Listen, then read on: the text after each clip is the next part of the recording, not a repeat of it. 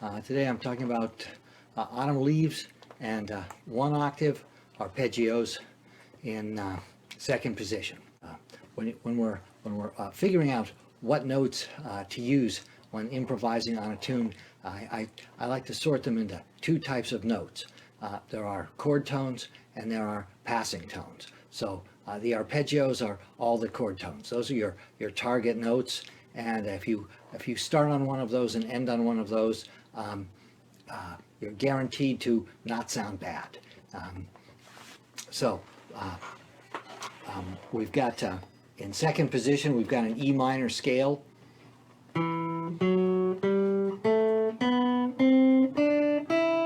And we've got a G major scale.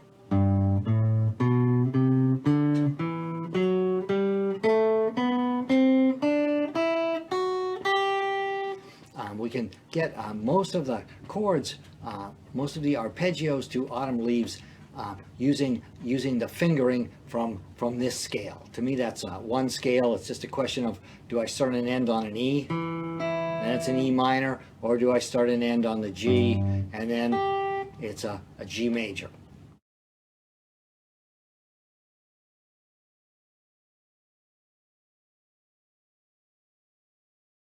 So we've got an A note on the third string at the second fret. So we can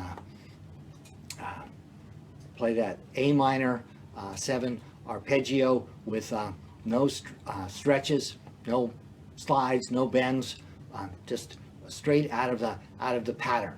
In the example, I played a quarter note and then some eighth notes. So I'm playing these in root position, and I'm playing them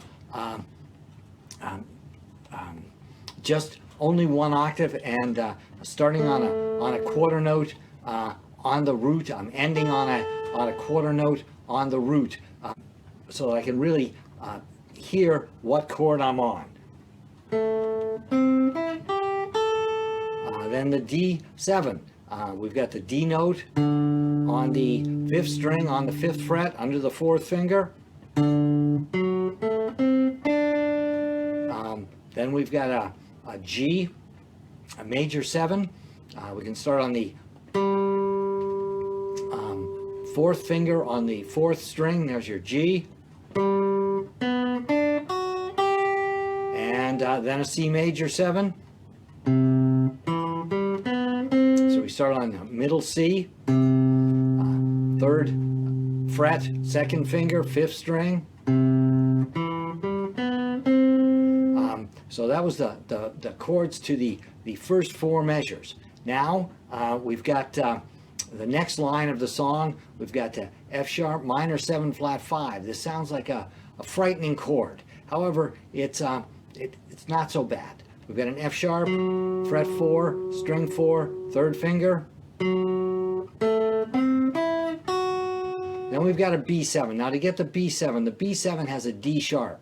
The D sharp is not in the key signature from the key of E minor or the key of G. So I'm going to move down one fret. So now I'm in first position, so I can start on the second finger,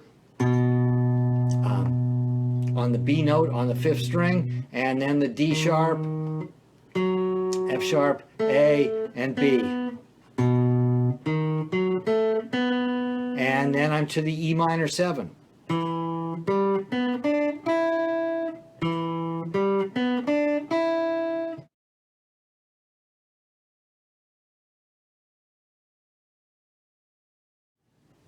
That's the chords to the A section. So then that will repeat. Then we'll go to the B section.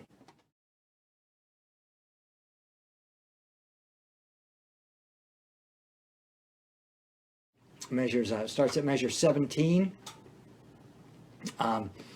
and that will not use any new chords. So you already know all the arpeggios. So it'll be the F sharp minor 7 flat 5 arpeggio, to the B7 arpeggio, to the E minor 7 arpeggio.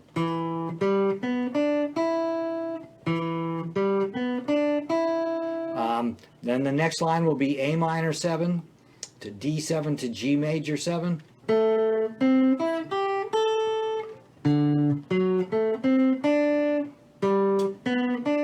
And another measure on G major 7. Now we're going to have to move out of position in this last 8 measures.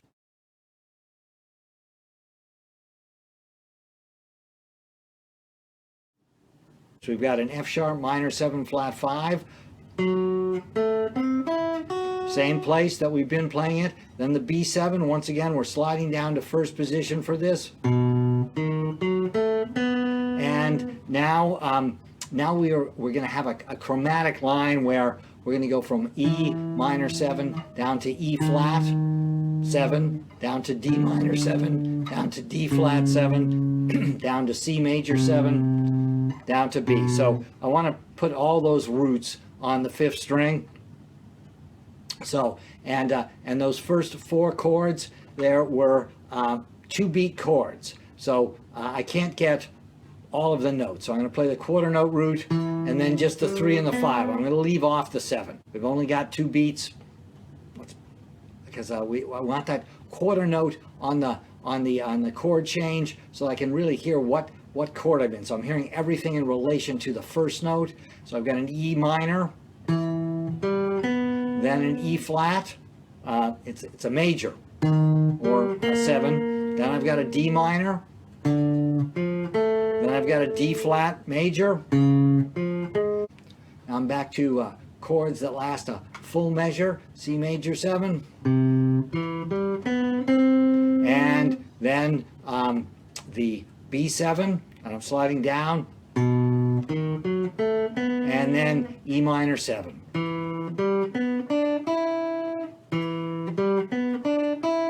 So this isn't improvisation, but this is sort of step 1 to being able to improvise on this tune. So I recommend that you get comfortable with these root position arpeggios, starting on the root with a quarter note so that you can really hear them. I recommend that you do these arpeggios slowly and in time with a metronome. And for those of us who didn't grow up playing things like this is an ear training exercise. We're just trying to hear how those, how does an A minor 7 chord sound one note at a time?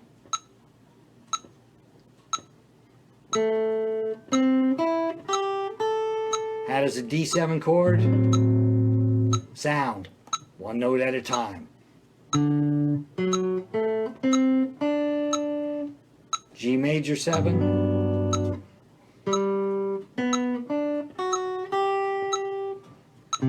C major 7. So it's getting this into my ears vocabulary as well as my fingers vocabulary. You should also play the arpeggios along with a backing track, and then you hear how they sort of sound more in a band context. But it's important to hear them both ways. So I hope you've enjoyed this video on Autumn Leaves in the key of E minor root position arpeggios. We'll take a look at the same arpeggios descending in the next video. Have a good week. Thank you very much.